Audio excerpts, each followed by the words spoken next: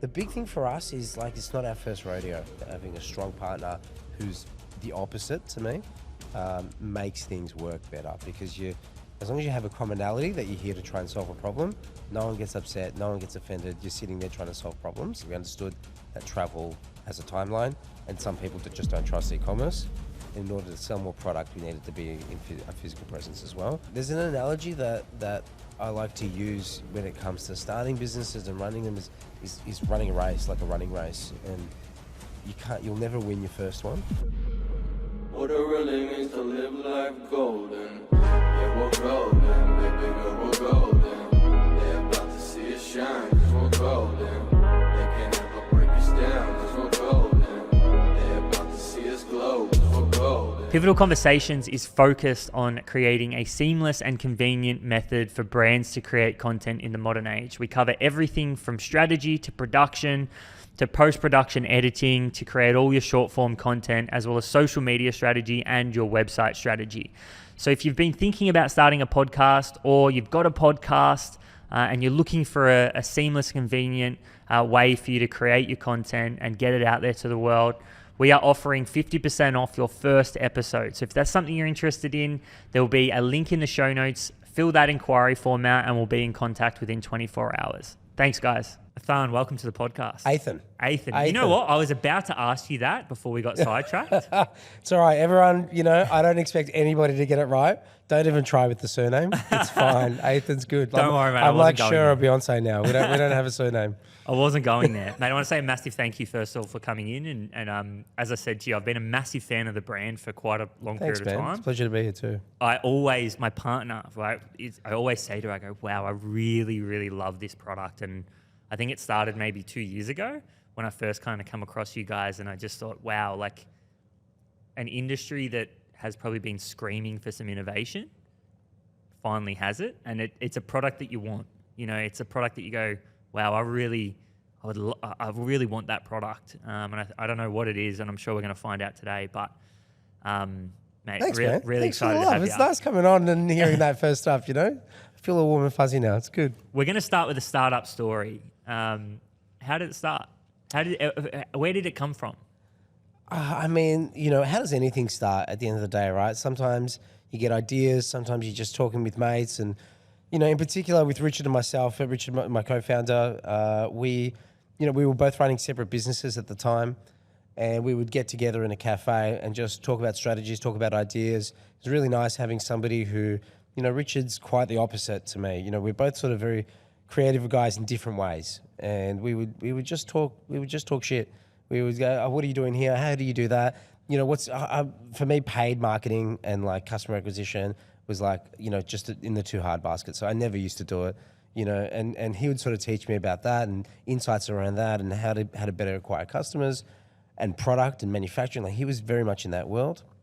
And for me, coming ex-agency, running a couple of other businesses that were doing exceptionally well with zero paid marketing, all brand, all organic, it was sort of, he's like, well, what are you doing on that side? How are you getting all of that? I don't want to pay for my customers. Tell me what you're doing here so we can grow our business. So we would get together and just talk about stuff and ideas, and it was quite fun doing that at the time. And naturally, you just go like, we should do something together. This is a cool thing. We've got a good relationship going. And you start to look at categories and go, I'd love to take on suitcases. Super boring.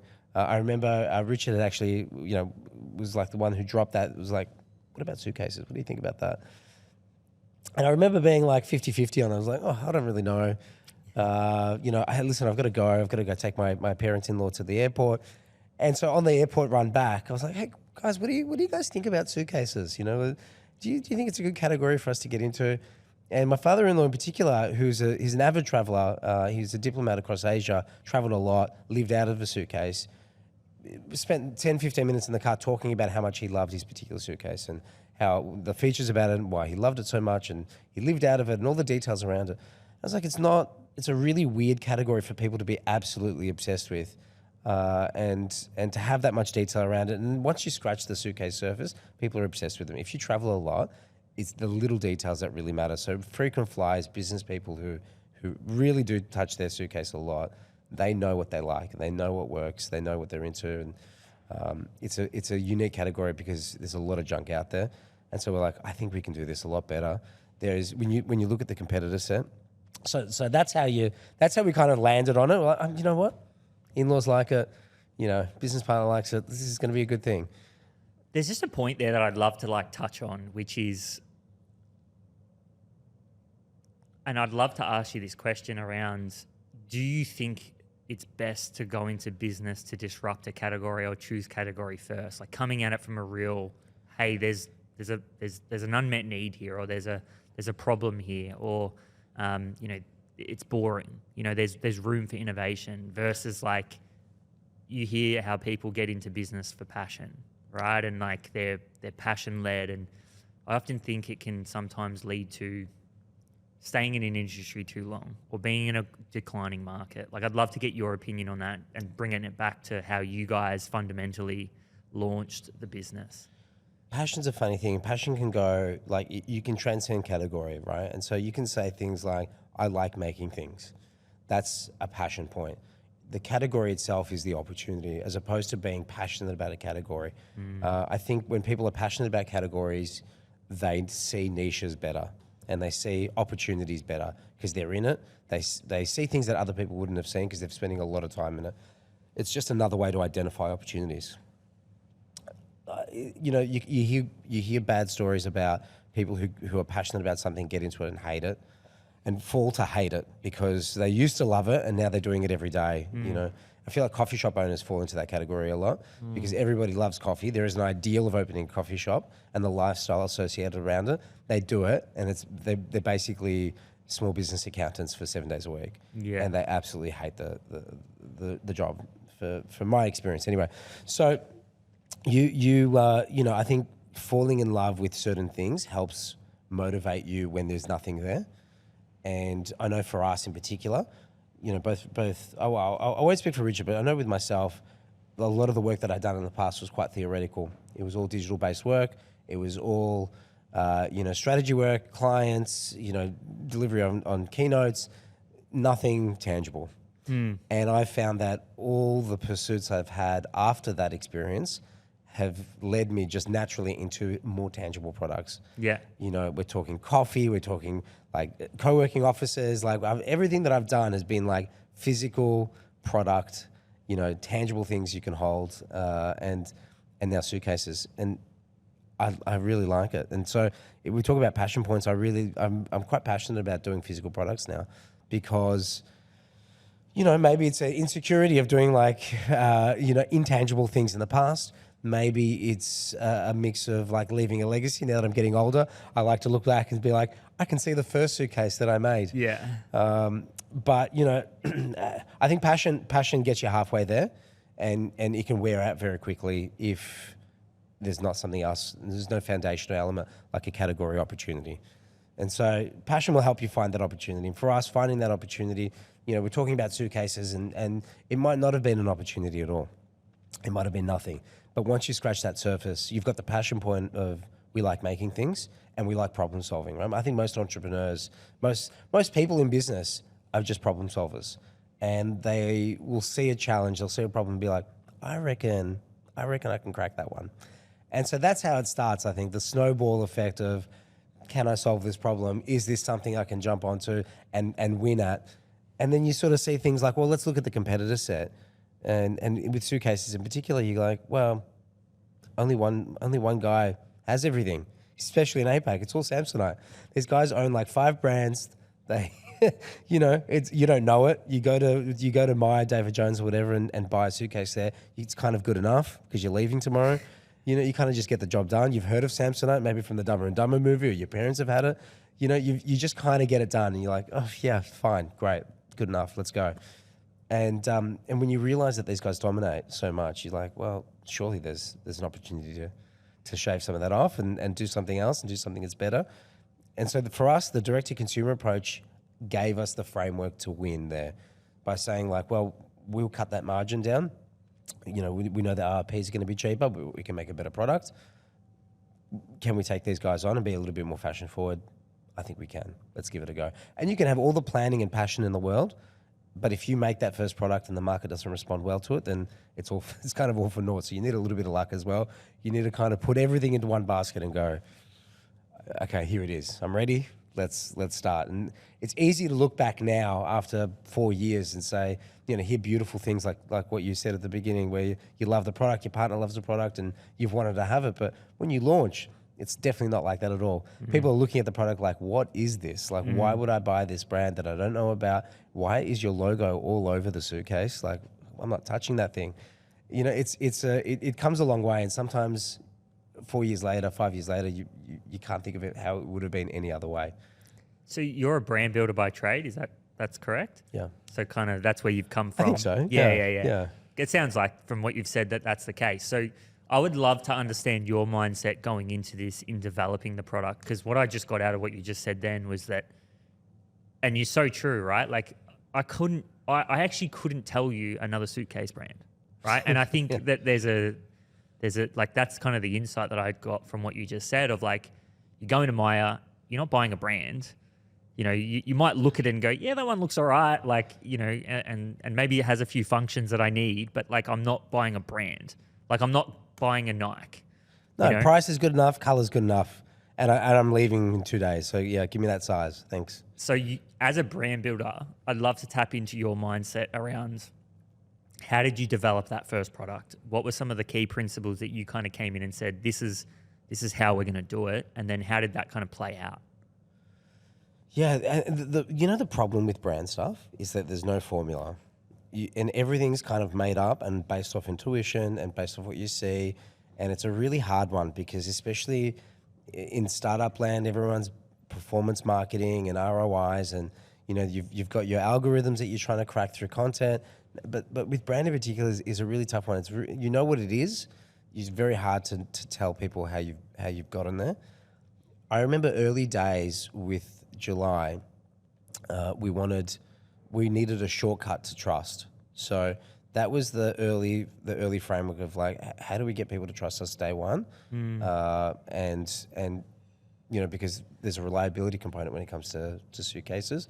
You buy and you're traveling for breaks, so if something happens while you're traveling, you kind of feel stranded.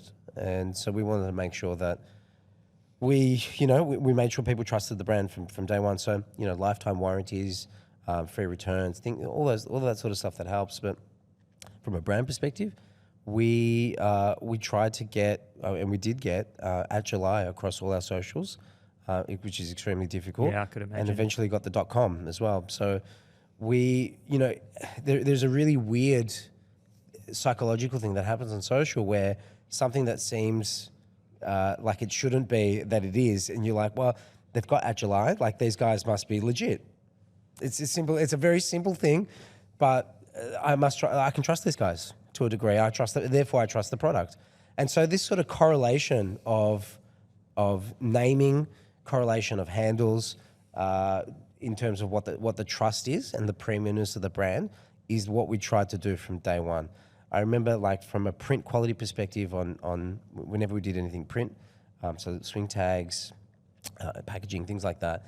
Whenever we did photography, it was all high-end photography, it was all high-end print, because the idea is that when you see things and when you touch things, and if you think that that's high quality, then your instant correlation is the product must be of that quality as well. Yeah. And so everything had that like jump-on effect.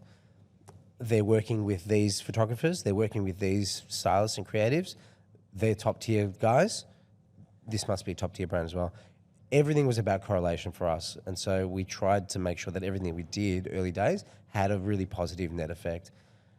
And did it work? Was that the reason why it worked, or is that the reason?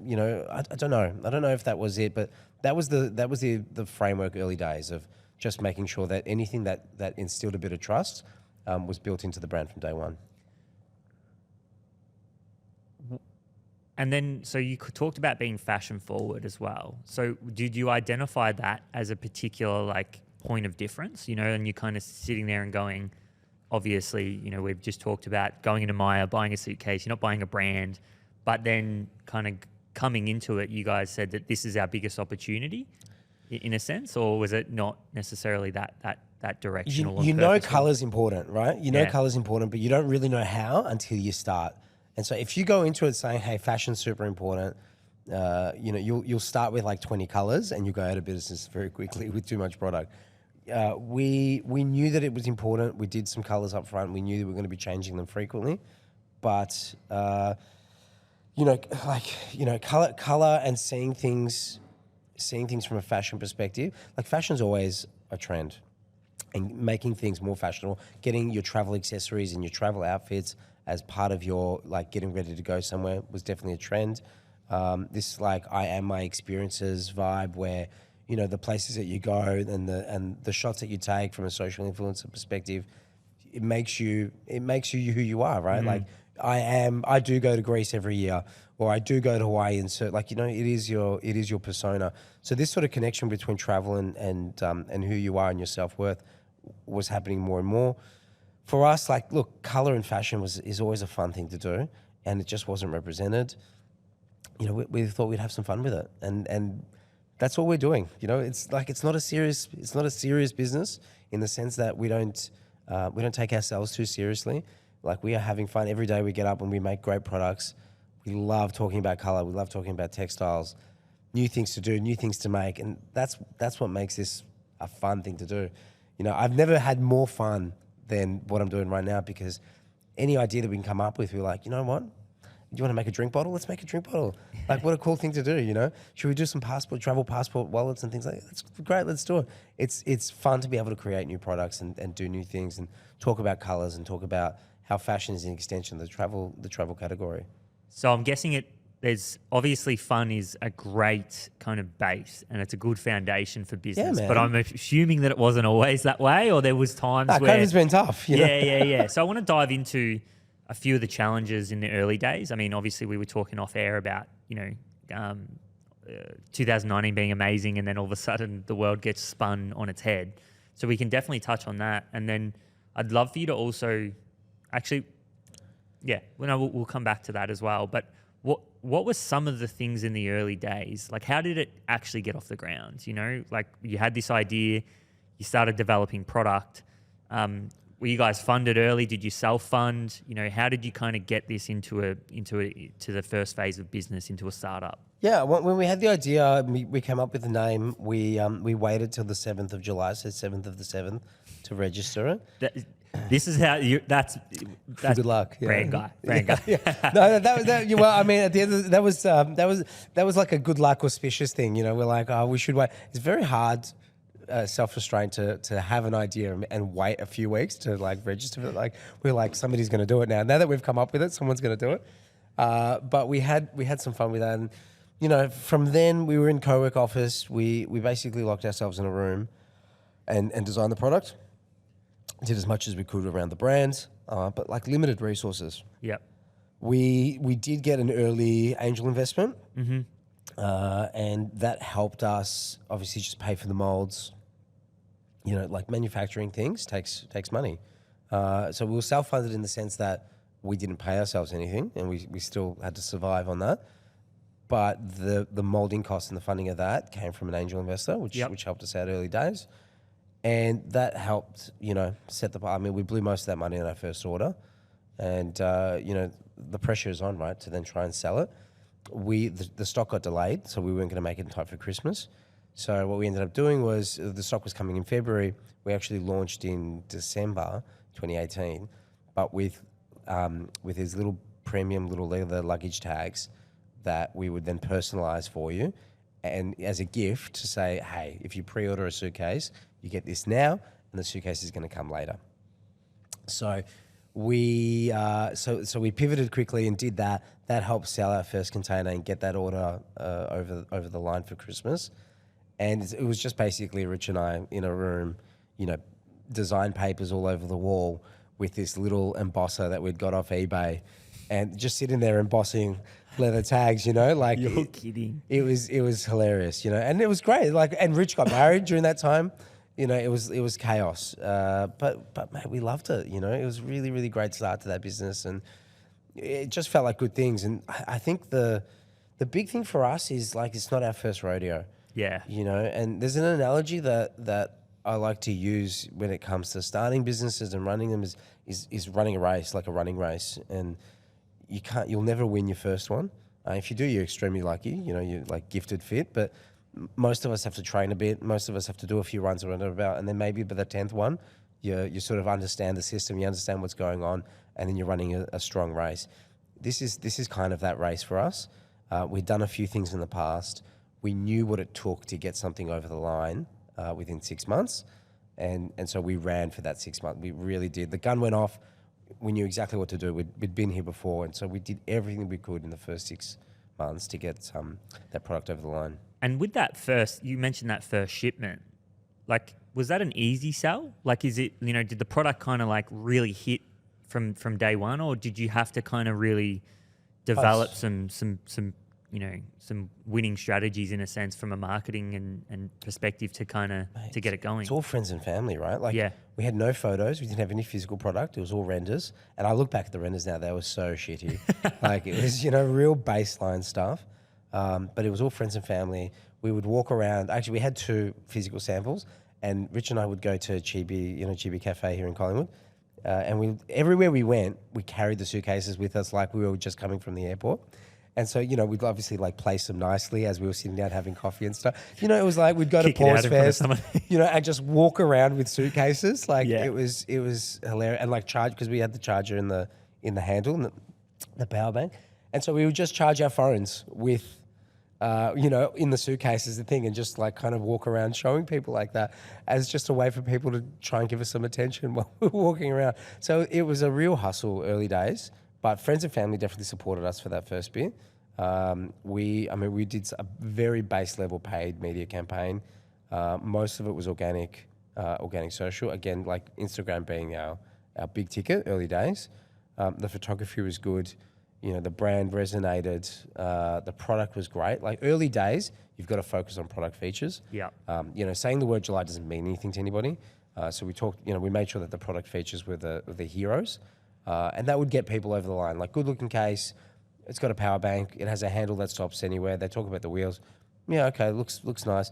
Lifetime warranty. I feel confident. Okay, let's do it. And so we got a few people over the line with that, But it was, it was a Shopify website that we did ourselves. It was basic renders. It was us debossing luggage tags. It was, is there a strategy? We just we grinded our way through it. Like that was it. I mean, look, and that's. I mean, as you said, I've said before, I'm pretty lucky that I get to interview some amazing people, amazing businesses. But the one commonality is that early days, you just literally got to make it work. Shit happens. Like I wouldn't. It's the stories like, okay, first shipment got delayed. We're missing out on probably one of the biggest times of the year. Okay, what do we do? So we're going to do a pre-order. And we're going to have to give them something for that pre-order to just, make sure that the first experience with the brand is a good one. And those are kind of the stories of what a startup's really about, right? It's that problem happens, pivot, all of a sudden we get the kickstart that we need, and then we're off to the races kind of thing. And that's why I think doing it alone's tough. Doing it with the wrong partner's tough. Like, you really have to have the support, and it's all possible. And there's different combinations of different ways of doing things. I found with myself is having a strong partner who's the opposite to me makes things work better, because as long as you have a commonality that you're here to try and solve a problem, no one gets upset, no one gets offended. You're sitting there trying to solve problems. That's where the love is. You know what I mean? Because this is all it is. We're just problem solvers and trying to solve different kinds of problems through a commercial entity as opposed to just writing things down on paper. It's a really fun way to do it. And for me in particular, I find like working with people like that gets you a 10x result. Yeah. Okay, and so let's move to now we're just past that first shipment, or even if we're moving more towards the point of, you guys have obviously experienced some extreme growth, over the time. What were some of the things post kind of first launch, really in the startup phase, that you think really helped you guys grow? Maybe particular moments, maybe particular realizations, maybe it was, product variety. What were some of those things in the early days that really helped you guys take that next leap? The first year for us, like we talk about that running, right? Like, it's not our first race. And so we know in that first year, like we like to double down. We're like, let's just keep going. This is great. They're moving. People are responding well to the product. They're responding well to the brand. Let's keep going. Within 6 months, we've opened a retail store in Emporium. Now, from a physical goods D2C space, particularly in Australia, that's not done.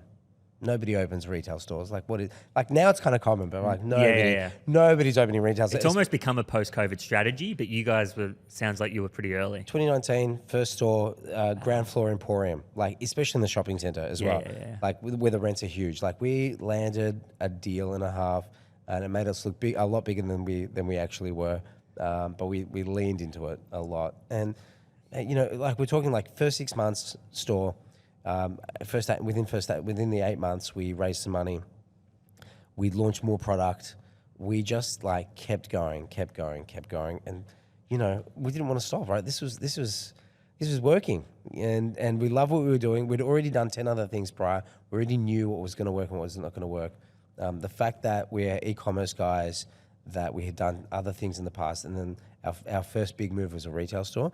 It was a good signifier of us being comfortable with being uncomfortable and doing things that we didn't know how to do.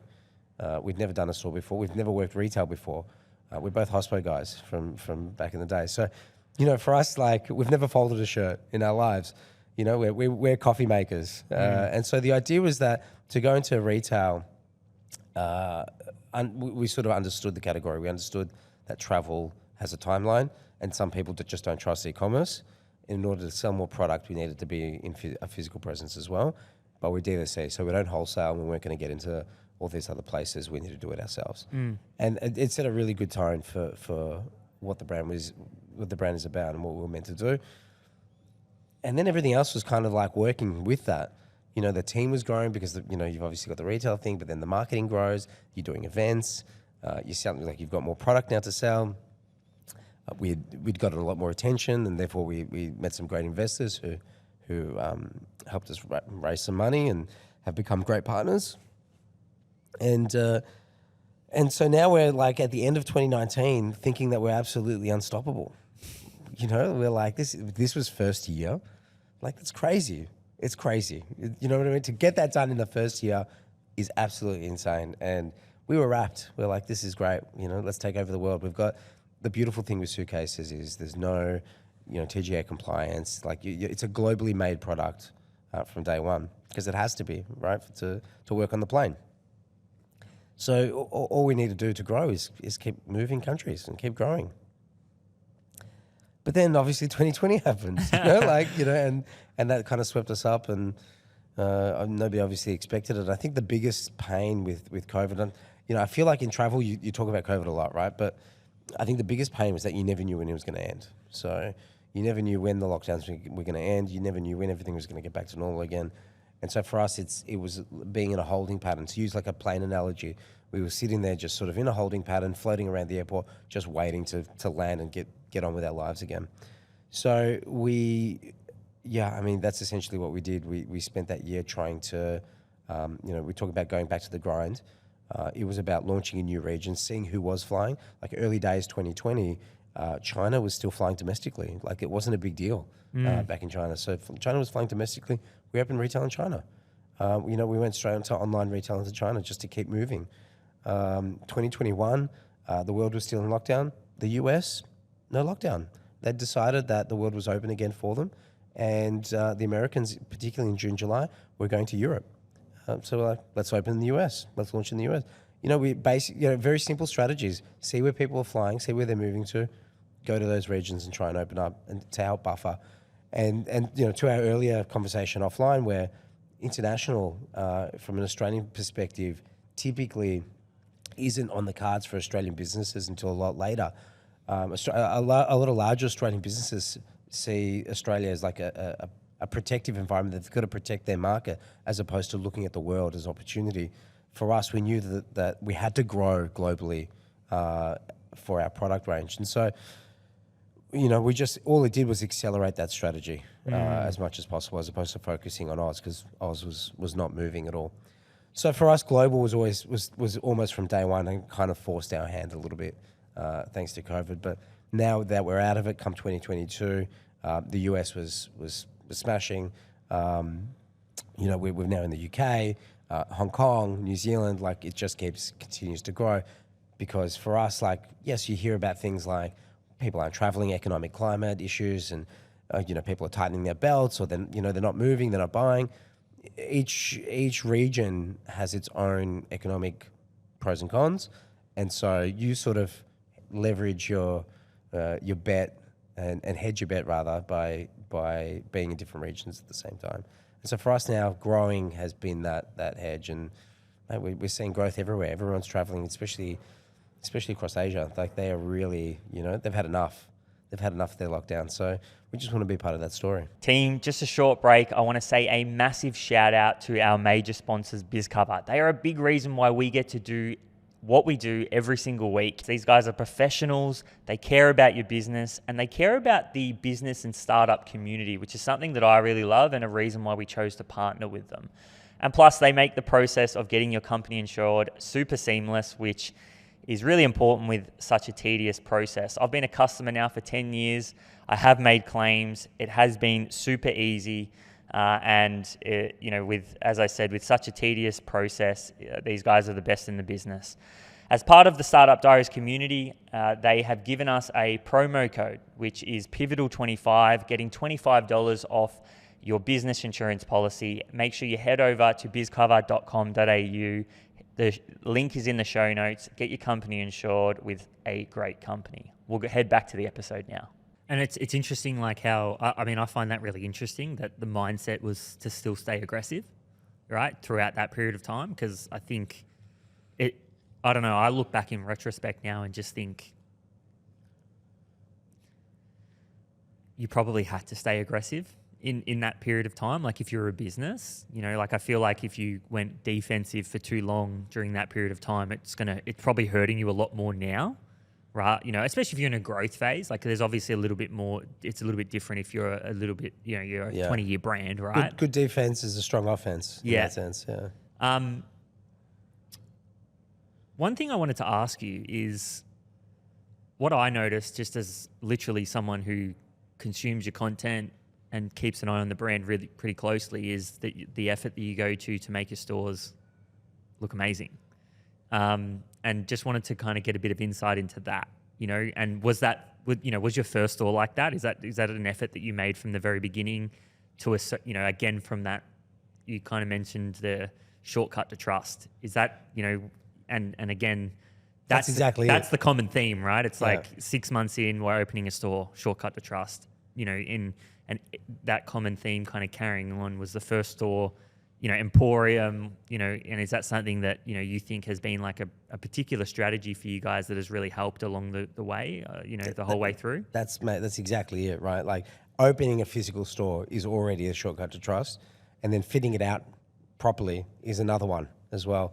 That early store was just, and we did it so cheaply back then. Like I think back and go, like, I wish I could still do that cheaply today and get away with it. But it was all a hustle, and it was like trying to make things look good. And actually, one of the secrets for retail that I've come to realize, it's not going to work right now, but for anyone listening who's just starting up, pick a material and double down on that material is a really simple way to make something look amazing. And I remember for that particular store, we picked linoleum. With linoleum, the walls, the floors, the furniture, everything had linoleum on it. And it makes it look like the photos end up phenomenal. And we had architecture students come in, check it out. Like it was really good. It was a really good vibe. And, a shortcut to trust, it looked beautiful. It looked like it belonged. And, I think having a physical presence also helped as well. But yeah, that's I forgot the question, to be honest with you. No. We were just talking like me. I got excited about the fit out. I was like, mate, I love the fit out. Yeah. No. We were just talking about the shortcut to trust kind of as a theme, and I think that's just a good thing to highlight for people who are listening to this, trying to learn. Is like, because I look at that too, and I think I can actually see commonalities in what we did in the early days. Is like, even with this podcast. My thing was like, how do I compete with Diary of a CEO? How do I compete with Gary Vee? How do I compete with these kind of guys? And we ended up competing with them. Like in Australian charts, I was next to Gary Vee, and I'm thinking, holy shit. But I think back, and that was my mindset too, was like, okay, well, hey, if I'm shooting in 6K cameras from day one, people are going to think I'm legit. And then more importantly, one of the big things for us was getting guests. And I was like, okay, well, I need to I need guests to take me seriously. That's why we got a producer. That's why we got a studio. That's why we got the works and we got the couches. And you walk up here and you're like, yeah, I get it, legit. Exactly, great, right? Yeah. And that travels. So it's just a good theme, I think, in terms of if we really talk about brand as trust and how to build, a brand, from day one. It's a really cool theme that I think rings true in your journey and the company's journey as well. And any brand is essentially a trust promise, right? It's essentially saying, this is what you think of me, this is what I'm delivering for you. And so that's what you're buying into, whether it's a luxury brand, whether it's an everyday brand. You're talking about Windex, you know exactly what you're going to get with Windex. It's going to clean the window, it's going to smell exactly like you think it's going to smell. It won't streak. You're going to throw it out, and the job is done. You've trusted the brand to do the job that it needs to do. At the end of the day, it doesn't matter what the category is. The brand is a promise that it will deliver on what it needs to. And for us, like we talk about it, then there's no such thing as boring categories, only boring brands. Like it is up to the brand to make that promise and to deliver the message, even if you're in a category that you feel like can carry you to a degree. At the end of the day, we're in travel, we sell suitcases, you pack your bag, they're on wheels, and you're off again. There's more things that you need to be worrying about than worrying about your suitcase. You could argue that we'd be selling them anyway without any of the trust promises that the brand delivers on. But we sell more that way. And we do what we can because we know that we sell more. It means something to people. The referrals come through, our CAC's lower, our stores perform better, our team is happier. There's a lot of other elements that come into it. Yeah, but I also think there's like a really good point there around trust promise, not just around the product, right? Like it's not like I always come back to this quote that I heard is like, you can have the world's best meal in a restaurant that smells like sewerage and, it won't be the world's best meal. Yeah. And so the idea of like trust promise carries more than just what you deliver in a product. It's every single touch point that the consumer has, and it only takes one breakdown. If you guys maybe hadn't have gone for that fit out, or you hadn't have gone, gone into retail as soon, that could have changed the trajectory of the company, or more importantly, the trust that the consumer has with the brand. So I just think there's a really cool point there, that it's obviously, and it's a lot easier to do in retrospect, right? We can sit here now, look back at your journey and do it. But I think coming back to what you said earlier of like, it's not your first rodeo. And I think what I try to do with this podcast is for someone it is their first rodeo, you can start to gather these lessons and just color your lens a bit. You're not going to be able to see it straight away, but we really try to deliver that. So I think like that as a really good common theme of brand is really cool to highlight for the listener. Definitely. Each touch point is another thing to win someone over. And so if you want to keep winning people, everything that they experience with you needs to be on point. It's like a very simple thing, but it's very easy to ignore sometimes. Like your customer service emails can sometimes just be, generic, and you just get the job done and you're like, yeah, it's fine. It's a cost center. I don't really want to worry about it that much. But the majority of the people that are spending money with you are going through some form of customer service channel, being social or email. And it's the biggest touch point that you'll ever have. And you're disregarding it. Like you spend all your money on marketing, nothing on CX, yet most people won't see the marketing. A lot of people engage with CX. Where should you be spending the money? And typically the bigger you get as well, the further away people get to the CX, get from the customer, which is ridiculous. Like, understanding the customer, being with them, seeing what their touch points are. Their touch points are, they see it on social, they go onto the website, they maybe walk past the store, they get the delivery, maybe something happens, or, they want to buy something for somebody else, they want a discount on something, they email you through. Like, all those things need to be on point. Otherwise, once one of those things breaks down, they're like, well, this brand's shit. What am I doing here? 1 star.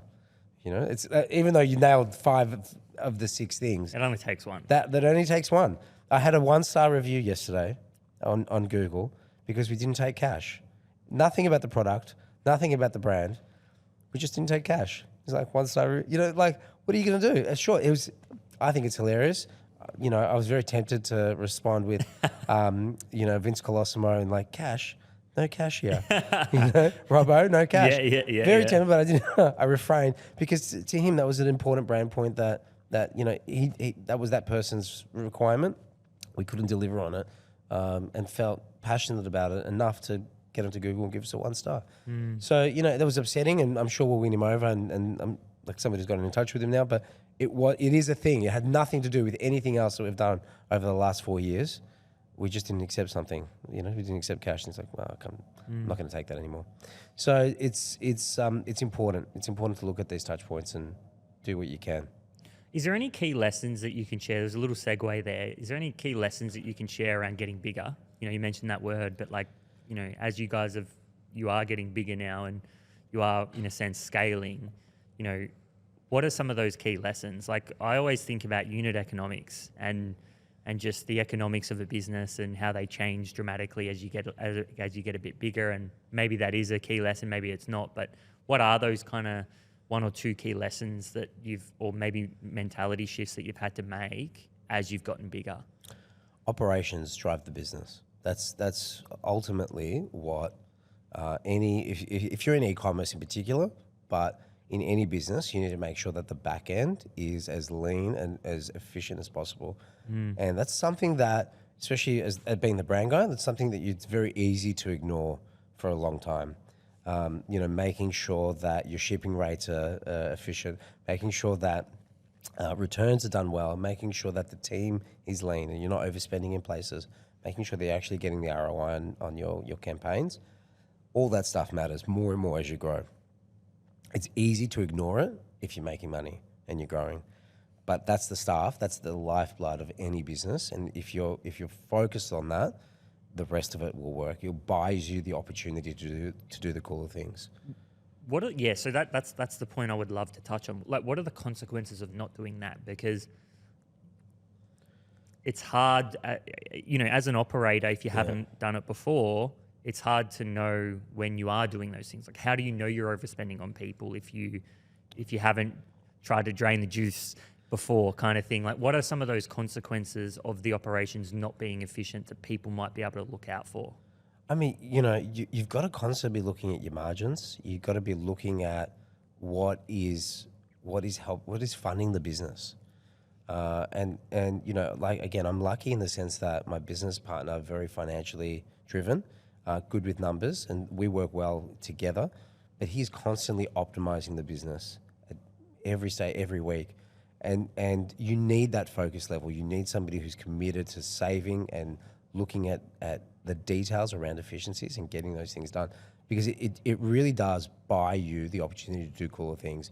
You know, what's the consequence? It's like, well, you don't know what you've missed out on. You don't know what you don't know at the end of the day. But if you don't have your unit economics there, if the product isn't profitable and the business isn't making money, then when a retail store does come up, you probably can't afford it. When you need to expand the product range in order to make more money, you probably can't afford it. When your CACs are too high and you're losing money on per customer, you can't afford to pivot. You can't afford to change. Like, it is about buying you the opportunity to do bigger things. And so the more money you have, you know, even talking about raising, right? A lot of people raise money as a way to just go, well, now I can just do whatever I want. You know, and I think that's the wrong way to look at raising. Right? Like, you could do 10 times more if you raised and were extremely efficient with how you spend that money. But it is about having a focus. Some advice I've given to others in the past has been pretend like you're raising money every year, because it actually sets you up. Like, you do the deck, you look at your financials, you start to look at your profit margins, you start to look at some of the metrics that maybe you ignore throughout the year, and you get yourself into a really healthier position. But just by knowing and going like, actually, our shipping was costing us quite a bit. I think we should do something about that. And just pretending, you might go out to the market to raise, but sometimes a lot of founders just get so stuck on working in the business, they don't never work on it. They never work on the strategy around it. It's about setting time aside to start looking from the outside in and seeing what you can manipulate from an economic level, not just from a brand, not just from marketing, not just product, actually doing the strategy level. Like, business is about commerce, it is about the money. Ultimately, it is about doing the detail work around that and making sure you can buy yourself the opportunity to have an amazing brand or to have an amazing product or an amazing customer experience.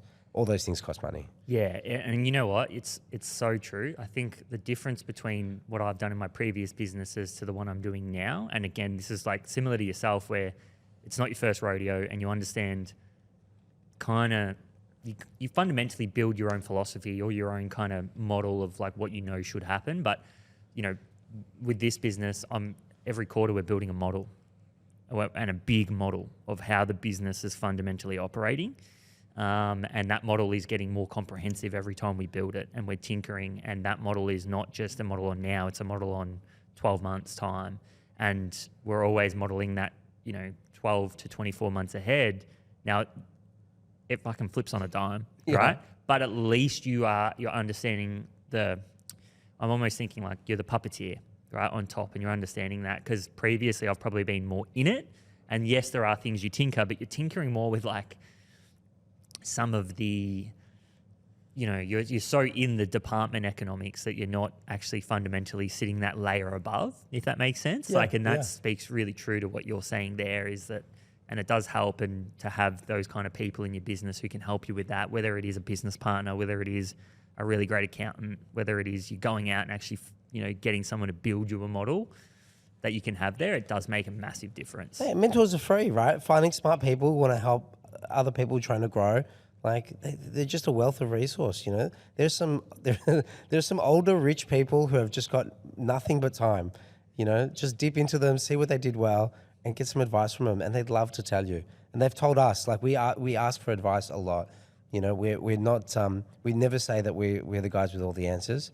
We are testing constantly. We are testing product strategy, launch strategy. I mean, I just came from a heated conversation with Richard about the timing of product launches and how you do things globally. And do we wait and hold product in one region so that we can launch things globally, which costs us money to hold, or do we slowly launch globally when the product arrives? But some regions are getting it earlier than others, which means that you're going to get frustrated customers who haven't got the product yet. They're around 4 or 5 weeks out.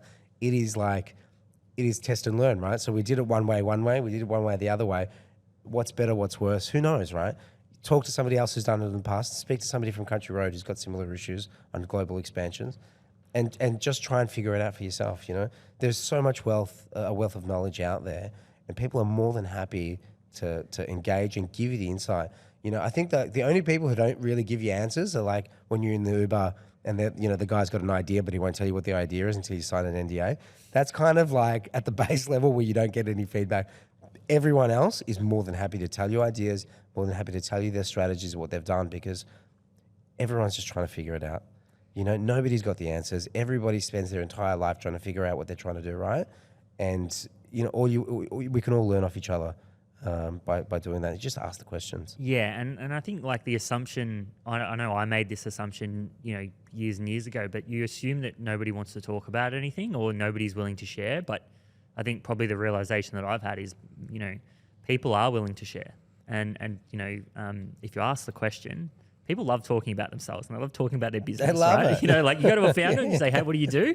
They'll sit there for half an hour and tell you every single thing that's going on. Yeah. And even that is enough to learn, and I think that's been even something for myself. Like, I study people, so if I love your business and I love your business and I kind of see how the founder's mind works and some of their strategies, I'll study you. And it's a detail thing, So if I'm researching, I read every article for the last 2 years and I get an understanding of how that founder works. I listen to podcasts and I don't just listen to the lessons they think, but I try to understand how their frame of mind is or what their business model is and really try to pick out the details. And I think that we're in a world where you don't need to pay a mentor.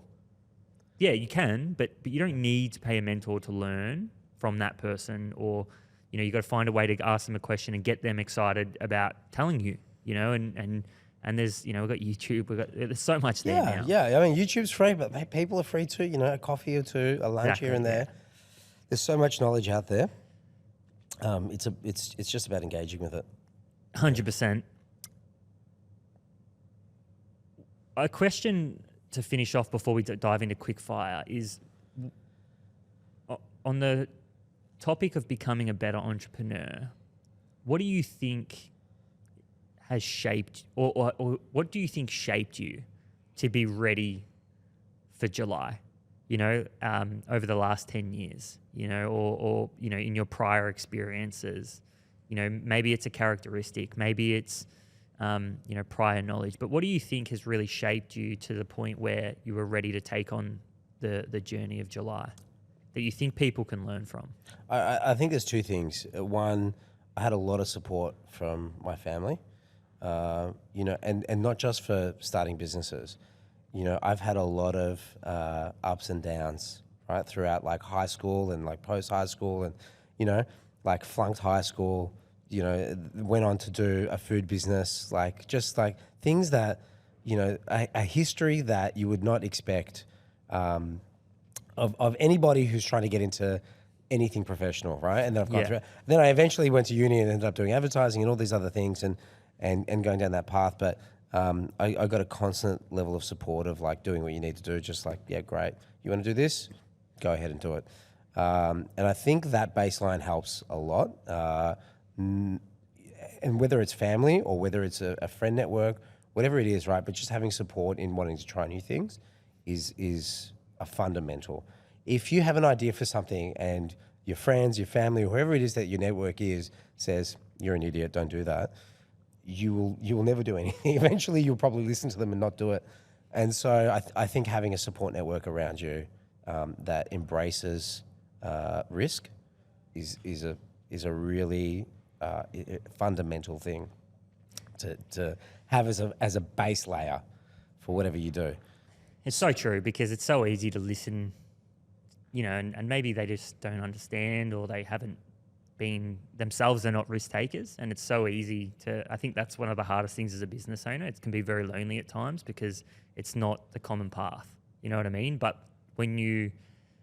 it's funny, like I'm trying to grow a business at the moment, and fundamentally I walk away from every conversation I have saying, wow, like it's good to hear these stories, and it's good to talk to people who say, yeah, have a crack, you do this, and I think surrounding yourself with those kind of people makes a massive, massive difference. And it's good, man. Like I use my mum as a really great example, right? Who's had 10 careers over the last 20 years, and she absolutely loves starting from zero. Yeah. Which is so rare, right? Yeah. Leans into it, properly embraces it. Wants to do dressmaking, great. So she'll stop whatever she's doing, and just like, so she was in insurance, just cancelled that. Kaput. went to Box Hill TAFE and started from absolute zero to do dressmaking. Did her course, went on to do. She ended up doing work experience with somebody else. Did a bit of that. Found another dressmaker, worked there for free for a year. Like did whatever she could in order to get the experience to thing, and ended up being that. A few years later, she decided not to do it anymore. Decided to run a shoe business. So like goes to does a few different bits and pieces. Ends up back in insurance because finds that she loved it, but started her own business doing it. So and again, starting from zero, open to change. She's a good inspiration in that regard. It's weird. It's weird talking about my mum as my inspiration point, but she is in that sense, not because she was my mum, but because she's very confident about looking people in the face and going, I know nothing about this, but I'm going to start here. Can you imagine being, mid-40s going to TAFE to start something you've never done before? Crazy. I love that so much. Crazy, it's just such a cool thing. So I feel like that's definitely a fundamental, being open to risk, and having the support network for that risk. What else is there? There's I feel like there was one more thing, but that's all right. That's good enough. That's a great answer. Great answer. We're going to dive into quick fire. What's one piece of advice for your younger self? Start early, as early as possible, as quick as possible. You never know what the future holds. Do as many things as you can. The best quote that I've ever heard that I've half claimed for myself is, you've got 30,000 days to live, so make the most of it. First 10,000 days, you'll hit 30 years old. Last 10,000 days is from 60 to 90, however long you make it. So from 30 to 60, you've got 10,000 days. Mate, get cracking. Like, make it count. Do whatever you can. Start early. Start the thing. Talk to the girl. do what you need to do. Go out for dinner. You know, tell everybody that you love them. Like, max it out as much as possible. Yeah. It's so true. We're just, we're such horrible perceivers of time. Like that's the one thing that we struggle with, and I mean, I think maximizing it and having that urgency, just makes for a more fulfilling life. Especially when you're 20, Yeah. You've got all the time in the world when you're 20. You're thin, you're hot, you're doing cool things. Like, nothing matters anymore. Like, you can live off $50 a week. Like, it's very easy to waste a lot of time when you're young. And you look back and, they say like the youth is wasted on the young. That's at the end of the day, you really see how much time and opportunity was available to you.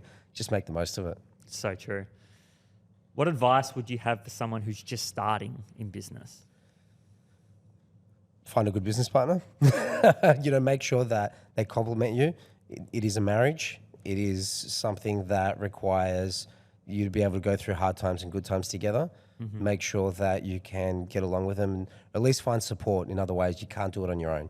The one thing is you can't do it on your own at all. So you need to find your support network to help you do the things that you don't want to do or that you can't do. Yeah. If you're not good at numbers, find a numbers guy. If you're not good at marketing, find a marketing person. You really need to, to find your support network. Yeah, get your people. What's the most important trait that a founder must have for success, and why? You got to be open to losing it all. You got to be open to not knowing what the future holds. Sometimes it's your fault and sometimes it's not. And you just got to pick up the pieces and keep going. Be okay with starting again. Much like the comment around my mother, you got to be okay with starting from zero and keep going again. I love it. I think it's true. I definitely do. That rings true as well. I think, there's no reward without risk. And you got to be willing to take that risk and bet on yourself. I think that's the other big thing, because it's almost the caveat to what you're saying, right?